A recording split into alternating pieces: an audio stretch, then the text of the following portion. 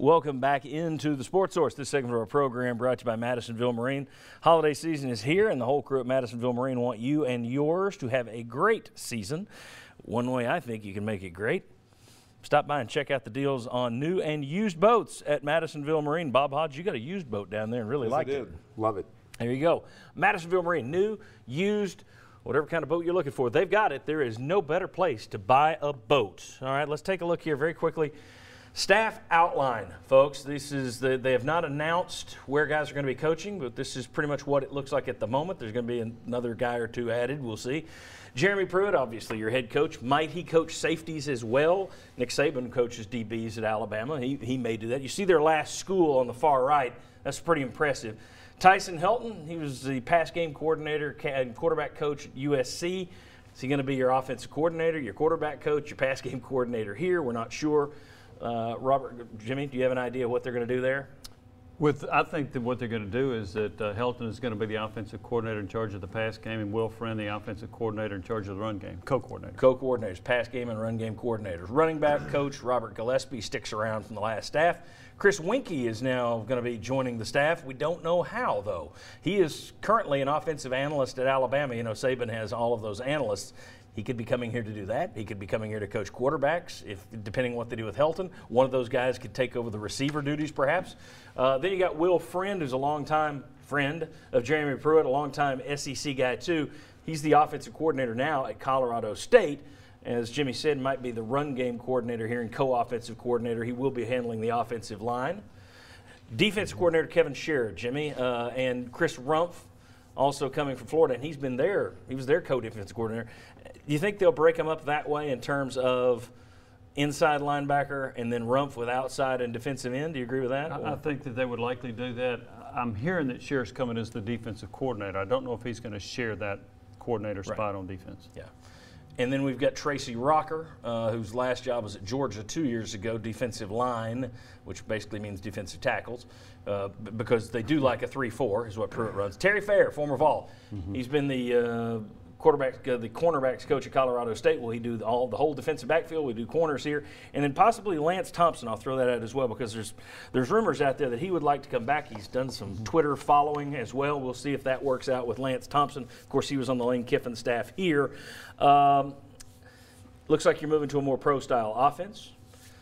Which I am a fan of. I'm not a fan of the spread option stuff, never was, so I'm glad to see more of a pro-style, exciting offense.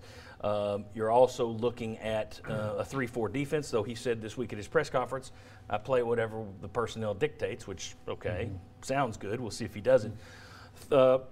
Mike and Bob, your thoughts on the staff? Likes, don't likes from what you're seeing. What stood out?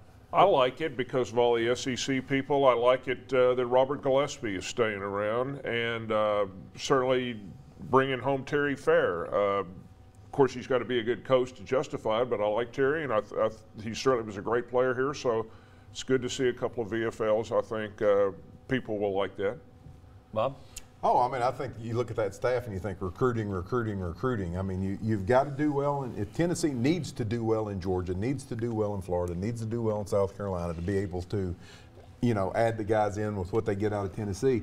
And I think that looks like the strength of this staff. You're bringing in guys who have already recruited the states where you need to get players out of, and I think that's going to be a good strength. All right, and one quick thing on Winkie. He may come in as an analyst and then to get promoted to full-time because they go to the 10th assistant in mid-January. Yeah, and that's another thing with the Lance Thompson thing. If it happens, it may happen later, or someone else. You're going to have room for someone else to jump on board.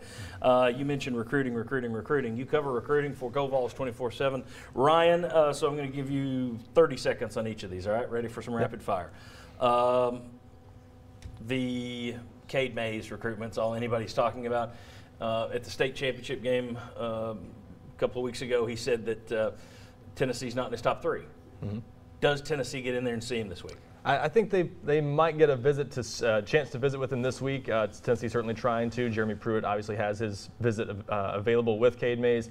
I think even if they get in, though, Tennessee's got a lot of ground to make up. He's made it clear to people close to him. I think it's Clemson and Georgia right now, and I think they're kind of way out in front at this point. Clemson probably the slight favorite, but if Tennessee can get in the door, there's always a chance, but I think they got a lot of ground to make up based on where things stand. Cade Mays, of course, a legacy player, and we say this all the time, but you don't help yourself if you send ugly tweets to a kid because he's going somewhere else. It's his life. It's his life. It's not his daddy chose Tennessee. He may choose Georgia. He may choose Clemson. Whatever he chooses, it's his life. So you don't help yourself when you send ugly tweets to the guy. That doesn't make it easier for him to say, okay, I'll reverse and come to you guys.